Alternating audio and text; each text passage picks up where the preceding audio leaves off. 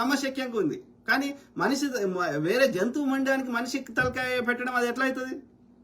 దాని డిఎన్ఏ ఎట్లా కలుస్తుంది? ఇప్పుడు పందిది ఆ లివర్ ఏదో తీసుకొచ్చి కిడ్నీ తీసుకొచ్చి పెట్టాలని ట్రై చేస్తారు, కానీ ఆ జంతువుకుండే అవన్నీ మిగతాయన్నీ మనిషికి తగ్గట్టుగా ఫస్ట్ దాన్ని తయారు చేయాల్సిన అవసరం ఉంది. దానిలో అనేకమైన జన్యుపరమైన మార్పులు చేసి అప్పుడు దాన్ని పెట్టి ట్రై చేస్తున్నారు.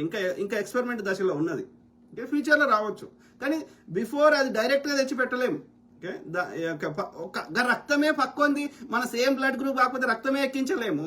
వేరే జంతువు ఎక్కది నువ్వు తీసుకొచ్చి ఎట్లా సాధ్యమవుతుంది? అది కూడా తలకాయ, ఏదైనా వేరే బాడీ పార్ట్ అంటే మాంసం అంటే తీసుకురావచ్చు. కానీ మొత్తం ఈ నర్వస్ సిస్టమ్ అన్ని కనెక్షన్స్ అవన్నీ బ్రెయిన్ కి అవన్నీ ఇప్పుడున్న టెక్నాలజీ అయితే సాధ్యం కాదు. ఇక ఫ్యూచర్లో ఏమవుతుందో తెలియదు, కానీ ఈయనకి తెలియదు, ఏ విషయం మీద అవగాహన లేదు, ఒక ప్రాక్టికల్ థింకింగ్ లేదు. ఆయనకున్న ఈ ఆర్యుడు పెట్టిన చెత్త